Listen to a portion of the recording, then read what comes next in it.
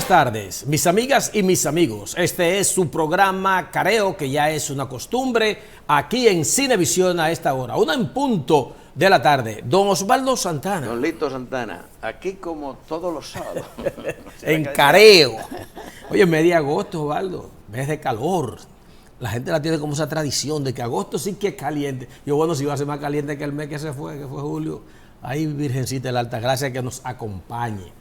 Mes también de la restauración. La gente siempre se queja del calor, pero realmente hay un problema global con el calor, no solo aquí en República Dominicana. Mira lo que está ocurriendo en Europa.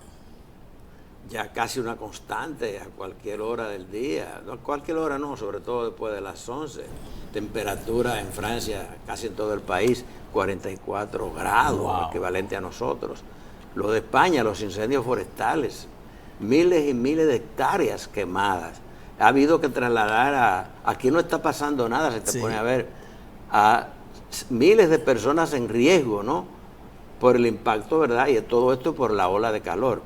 Vi al presidente Pedro Sánchez, ¿verdad? De España, decir que de alguna manera hay que considerar que nunca la humanidad no lo ha tomado con la seriedad debida en la cuestión del cambio climático. Cómo la temperatura del planeta en poco tiempo se ha modificado. Aquí mismo, en Santo Domingo, en República Dominicana, vi un estudio que sugiere que de un año a otro la temperatura ha subido un porcentaje X, no lo voy a citar para no equivocarme, entre 1 y 2 grados. La tierra, aquí en Santo Domingo, las áreas pobladas están más calientes que lo habitual. Se habla aquí de la alta concentración, ¿verdad? Y el desarrollo urbano, tantos edificios, tanta gente, y la poca relación, proporción, digamos, en lo que tiene que ver con áreas verdes y demás. En fin, el problema del calor no es solamente porque hay calor, sino que se combinan factores ambientales, factores de cambio en el planeta, y también se habla del fenómeno del niño, que está en desarrollo, el fenómeno del niño, que una vez es niña y otra vez es niño. Esta vez parece que el niño que se caracteriza por la sequía. No se habla de la sequía, pero ya en la República en general, aquí en algunos sitios, hay más de un mes que ha pasado más de un mes que no llueve. Incluyendo zonas que tradicionalmente llueve con mucha frecuencia. Osvaldo. Precisamente de eso hablo, porque en la zona más seca estamos hablando de hasta 3 meses. Sí. En el Gran Santo Domingo, bueno, cayó algún agua en alguna zona. Un chubasco. Un chubasco de Santo Domingo y mojó algo, pero estamos en medio de una sequía. Ya en algún momento la Corporación del Acueducto de Santo Domingo ha dicho que hay que tomar algunas medidas con el problema del agua. Si se combinan muchos factores, porque uno tiene que ver con el otro, va a bajar la oferta de agua, más calor, más consumo eléctrico, son muchas cosas. La humanidad, no se puede decir que esté en llamas, pero hay un calentón global. Sí, no sé por qué me llegó a la mente el vicepresidente Al Gore de los Estados Unidos, que hizo toda su campaña para llegar a la presidencia, preocupado por el cambio climático y los impactos que tiene esto a nivel del planeta. El presidente Trump es un negacionista de eso. Eso te iba a decir. Entonces, perdió las elecciones en una situación bastante confusa. No puede uno hablar de esas cosas en Estados Unidos, de fraude, ni nada de eso. Sacó más votos, pero perdió. Pero perdió popularmente, el voto popular, le llaman ellos. Y él hablaba mucho de eso. Pero sacó menos delegados. Exacto. Él hablaba mucho de eso, del cambio climático. Bueno, ya vamos para 20 años de esas cosas. Y bueno, se veía como esos soñadores que hablan mucho de la naturaleza, de proteger el medio ambiente y estas cosas. Y se están viendo ahora las consecuencias. Y con un presidente que dice que no, que eso no... Bueno, él renunció a todas las políticas. Habla del presidente Trump que tienen que ver con el cambio climático, a los acuerdos de París y todo eso. Y retiró precisamente a Estados Unidos del acuerdo de París, del último acuerdo sobre el cambio climático. Y tú sabes que un país tan influyente y tan poderoso como Estados Unidos se niega y rechaza una política que fue un acuerdo global, eso prácticamente se derrumba. O que lo haga China, lo hizo Estados Unidos y ya... Esas políticas globales para mejorar el clima y trabajar en pro de la mejoría del ambiente en el planeta, pues se debilitan. Hay países que son casi decisivos. Y no solo eso, Osvaldo, que lo haya dicho así en discurso, sino en la práctica. Por ejemplo, él se mofa de que vamos a resolver el problema energético paneles solares. O sea, los paneles solares, ¿dónde va eso? O diga con los, ¿cómo se llaman esto? Eólicos, los grandes. Energía eólica, sí, movimiento a través del viento. Del viento. Que nosotros tenemos, tanto en el caso de los paneles solares, como molinos de viento. Entonces, él no cree en eso y dice, no, lo que hay que seguir buscando petróleo, y por eso se interesó en su Venezuela, que la tiene ahí ya a cuarta.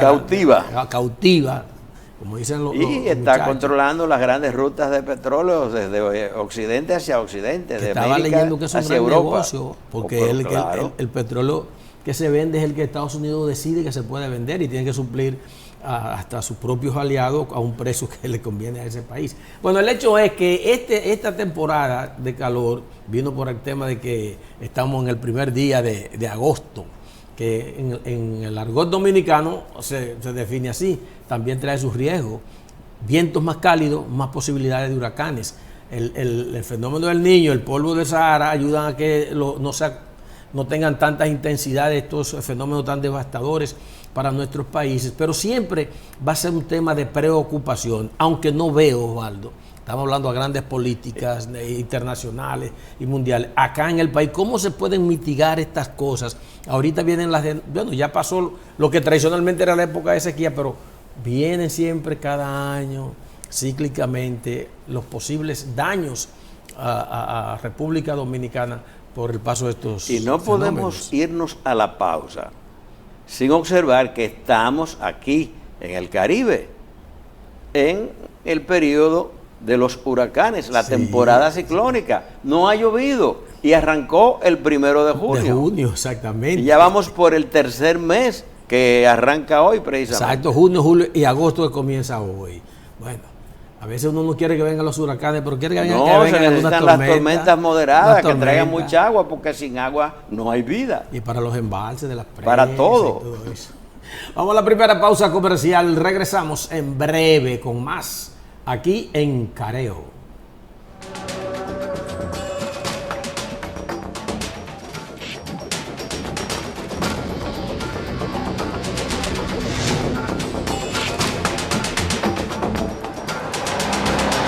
Bien, de retorno con todos ustedes en Careo. No sé si le ha dado seguimiento Osvaldo, o por lo menos si lo ha visto, este tema tan preocupante de una joven que falleció en una clínica en el sector Santo Domingo Este, en el que una persona, vamos a decir así, hasta nuevo aviso, que se identifica como que es un barbero, la llevó a un quirófano de una clínica, un quirófano, y le hizo una cirugía estética, de estas que están de moda, que las mujeres se hacen para mejorar su una liposucción física, una lipoescultura, sí, para quitarse un poco de panza. Entonces, triste, pero esto ha terminado en esa tragedia, la familia devastada, la muchacha muerta, y la clínica, como desprendiéndose de eso, al decir que ese no era un médico de su staff, sino que lo que se dedicaba era barbero, peluquero, tijeras, pero para otros fines, ¿verdad? Son cosas que son incomprensibles. Entonces, se supone que esa clínica, aunque se llame Centro de Estética y Escultura, como quieran, tenía que estar habilitada por el Ministerio de Salud Pública. Pues yo puedo abrir un centro por ahí y que, si no lo estaba, el Ministerio de Salud Pública debe darse cuenta. Mira, ahí abrieron un centro. Pero hay una dirección especializada en eso, ¿vale? Dos, espérate. Si van a hacerle un procedimiento como eso, que no es a sangre fría, hay que anestesiarla, hay que dormir, interviene un anestesista. Es decir, que no es un tipo de un cuarto por ahí, si lo hizo en una clínica, sino un centro que esté establecido.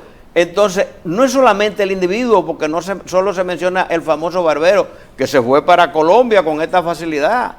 Yo no entiendo. Sé también el sistema de salud, la clínica, salud pública. No hay control, cualquiera puede abrirlo. Y yo te voy a decir, él se va con esa facilidad.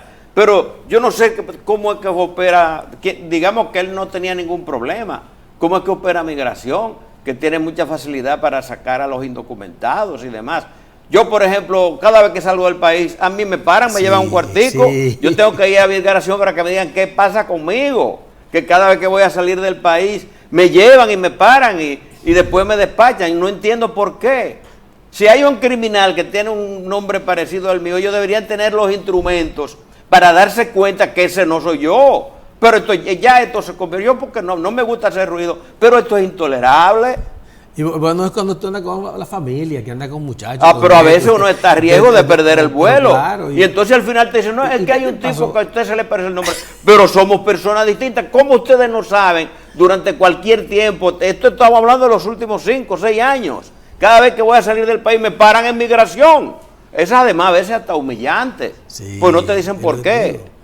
Entonces, con este caso, Osvaldo, ¿qué ha pasado? Tú pones en evidencia estas situaciones porque, otro detalle, hay ya quienes dicen que no fue su primer caso de cirugía.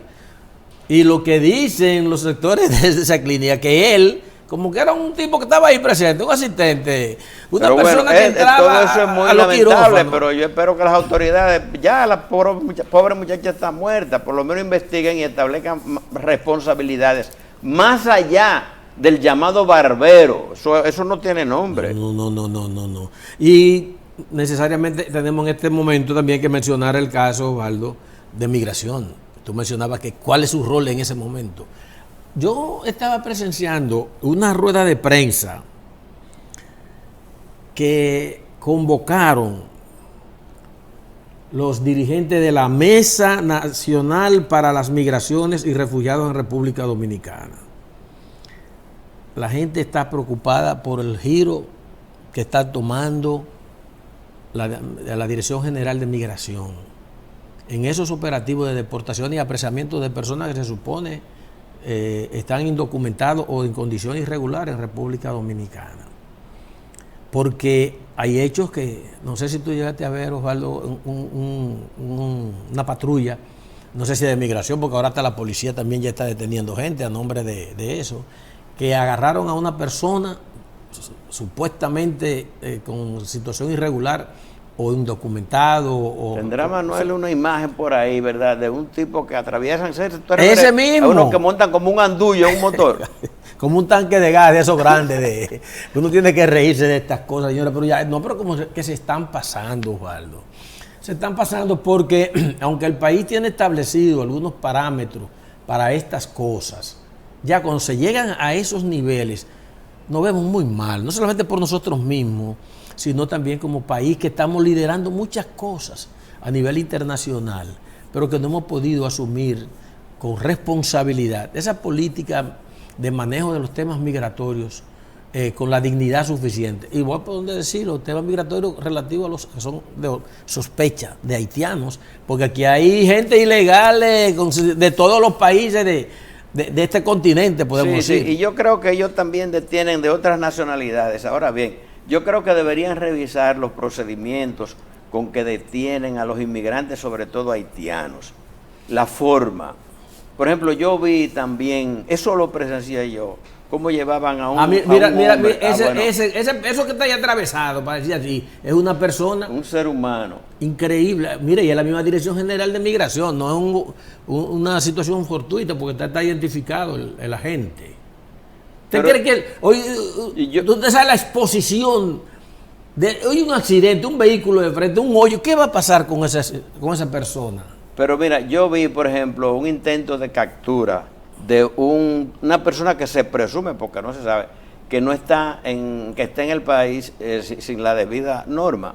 Cómo los agentes de migración muy preparados se ven, muy entrenados, cómo se lanzan del vehículo, cómo persiguen al potencial ilegal y después la forma en que lo llevan. Pero eso quizás a veces cuando se trata de hombres y lo atrapan y lo reducen, pero también, mira por ejemplo a ese pobre hombre cómo lo tienen. Esa foto la tomé yo, dicho sea de paso.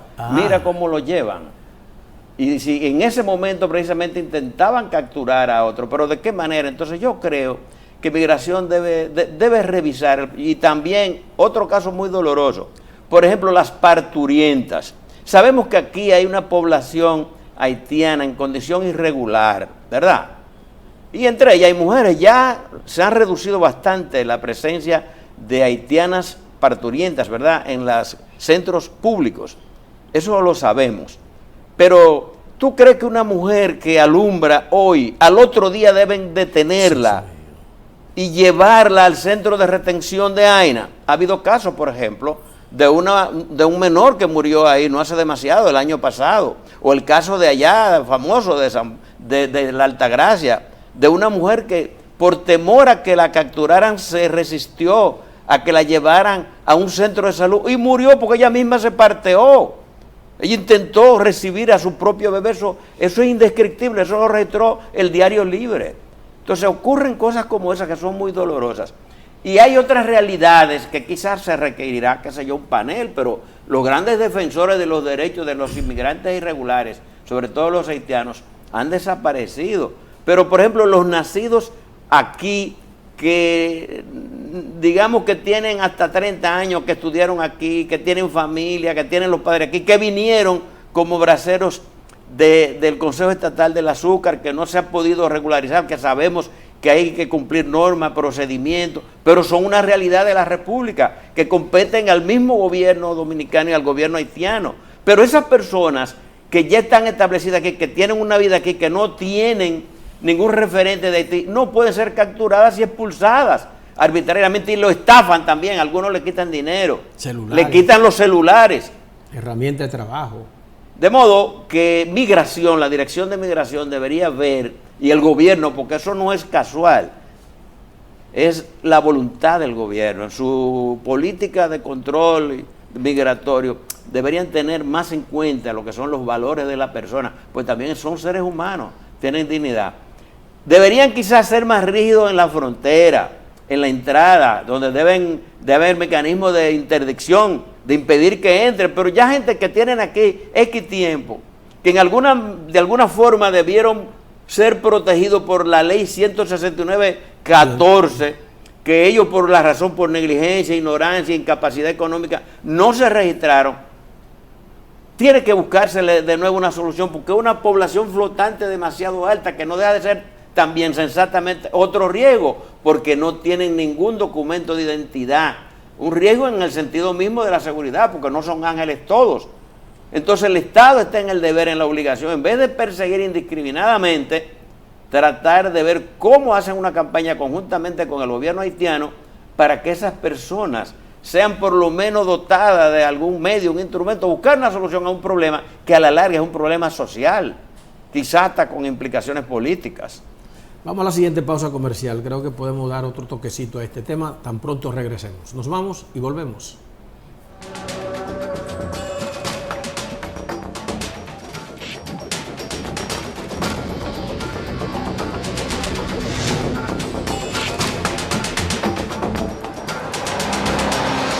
De nuevo con ustedes en Careo. Este tema que estamos tratando sobre la migración, sobre la misma actuación de la Dirección General para tratar de apresar o detener, investigar a personas que tienen perfil de inmigrantes ilegales o de situaciones irregulares, es un tema muy sensible.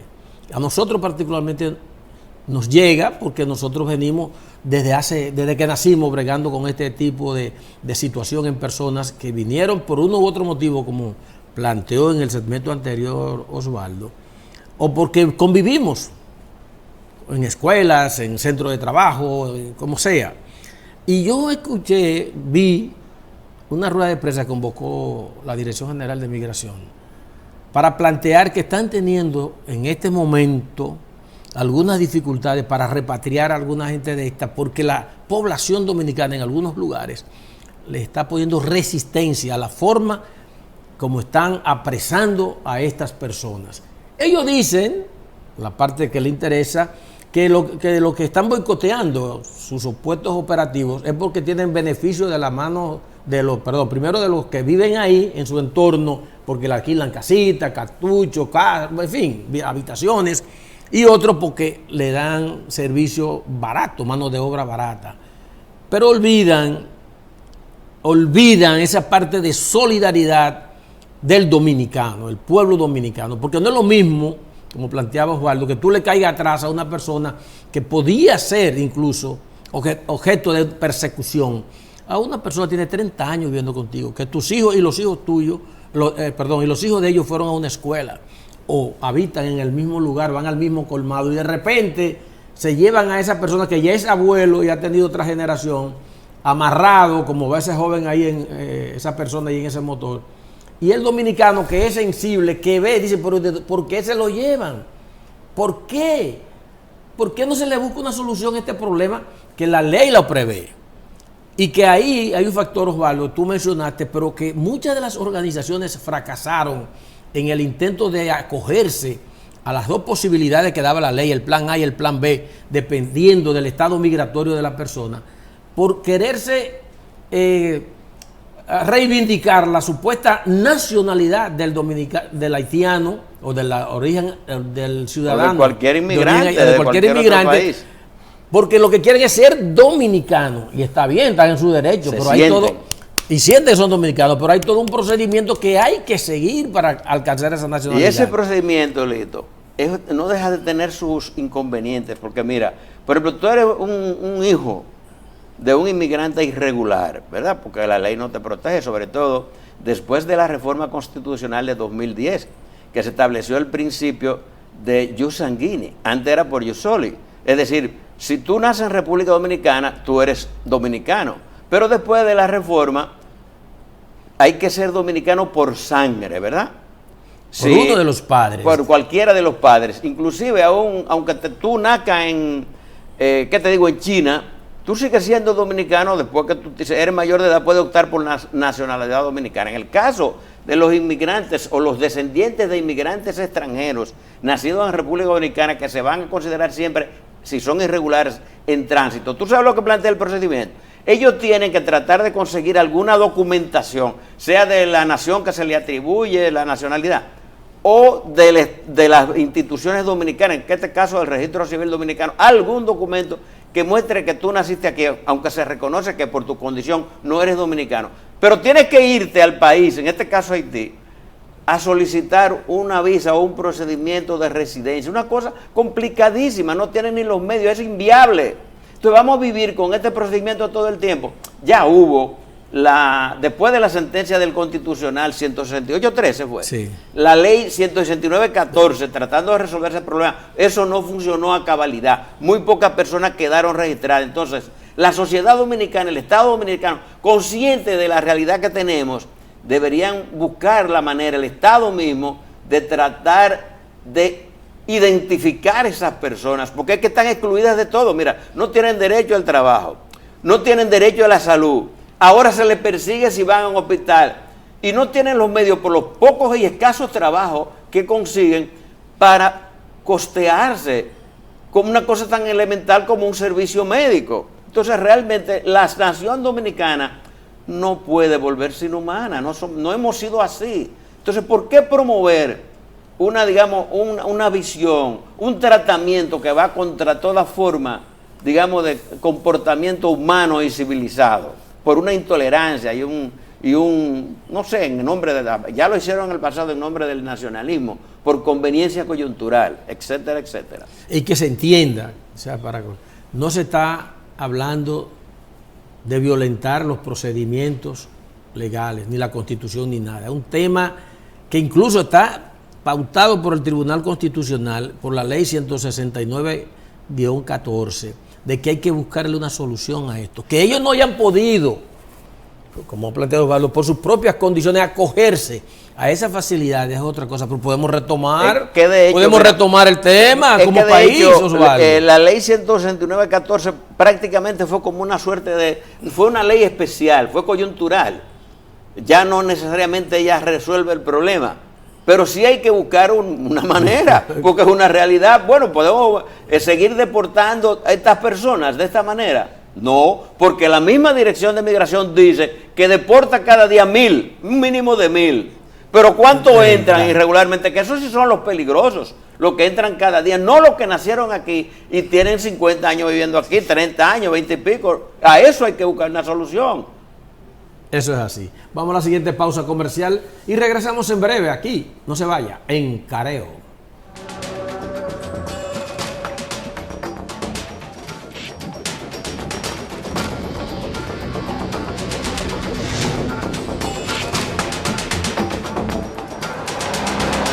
Seguimos aquí en Careo.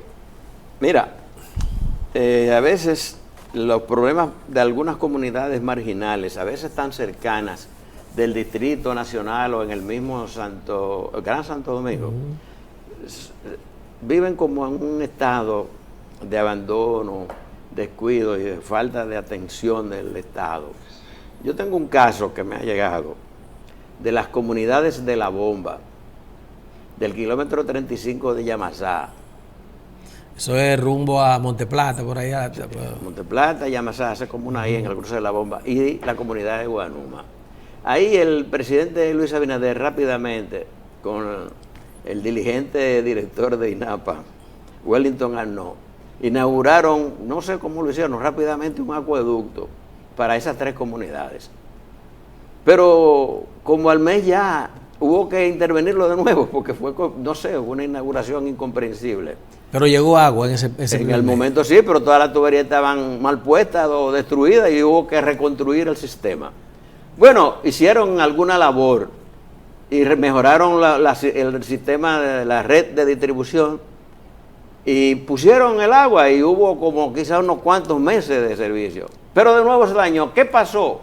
Pues se dañaron los transformadores del sistema de bombeo, de la toma del acueducto de La Bomba, del cruce de La Bomba, de Guanuma y del kilómetro 35. Son 3 comunidades, un acueducto múltiple. Pero es pequeño. Y eso ya lleva, de nuevo, como casi 4 meses, 3 meses y pico, como dicen los comunitarios, dañado. Y nadie...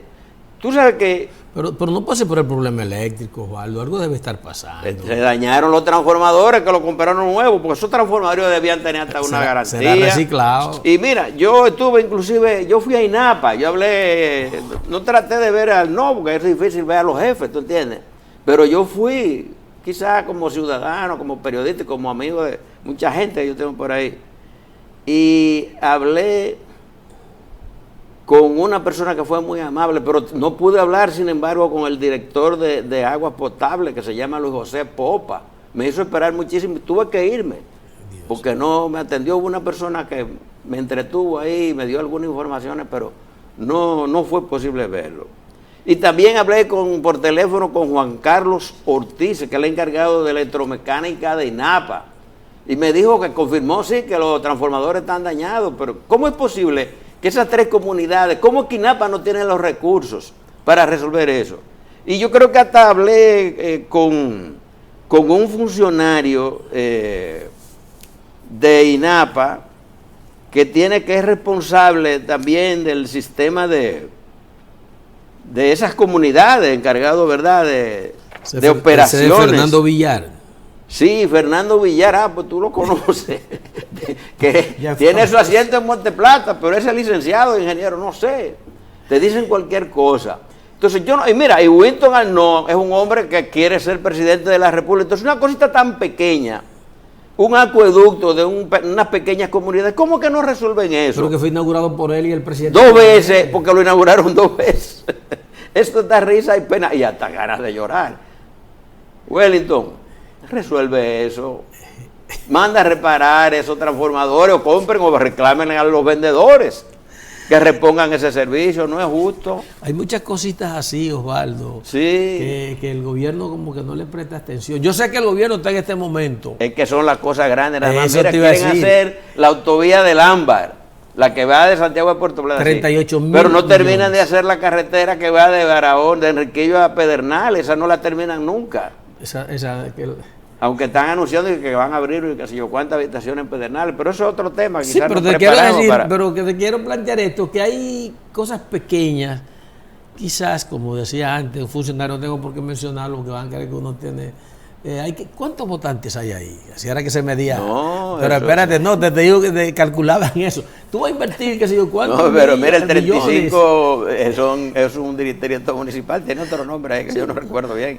Y no solo por los votantes, porque son derechos ciudadanos. Bueno, vale. Y son gente pacífica, no protestan ni nada. Tú sabes que la gente... Hay un tráfico intenso en esa zona. La gente compra, se suplen, compran como pueden tanques de agua. Hay gente que se han dedicado a vender agua.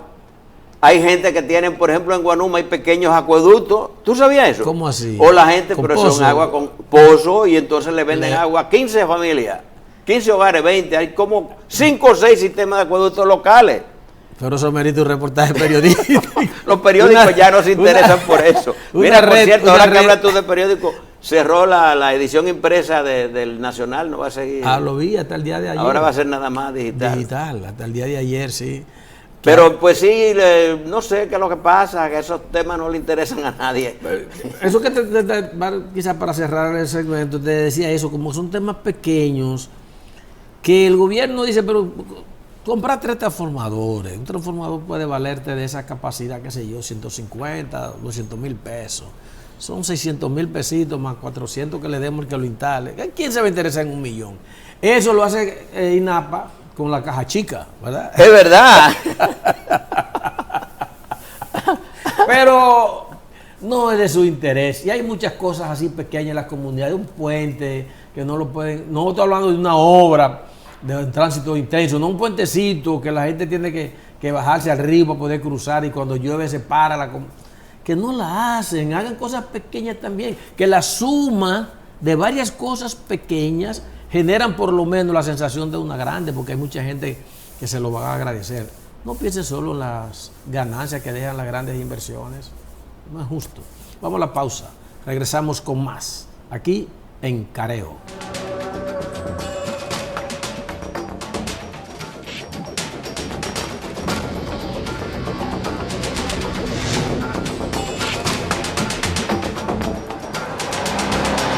Muy bien, de retorno con todos ustedes aquí en Careo.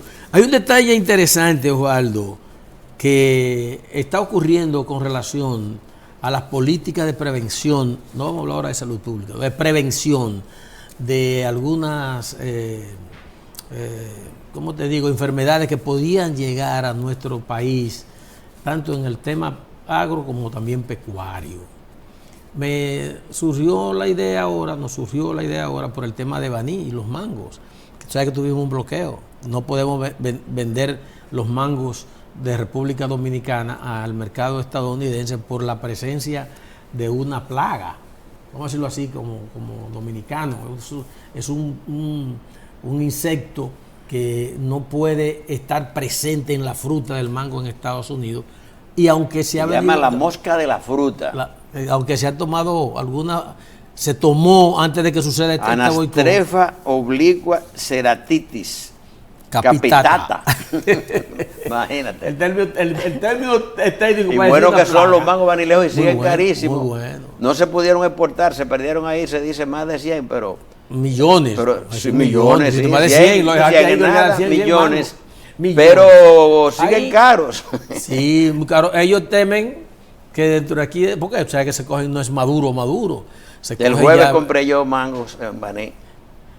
Pues en la carretera, ahí siempre hay mango, no sé por qué siempre el que va al sur se da cuenta de eso. Pero bueno, hay compré aquí y mingolo. Uy, el mingolo en Europa dice que es una cosa que la gente... pero bueno, nos descuidamos en esas perdimos cosas. El mercado americano para esta cosa ya por lo menos. En Europa parece que tienen alguna posibilidad de recibir algunos de esos manguitos, pero Estados Unidos siempre... Ellos no producen mango, quizás por eso. ¿Tú entiendes?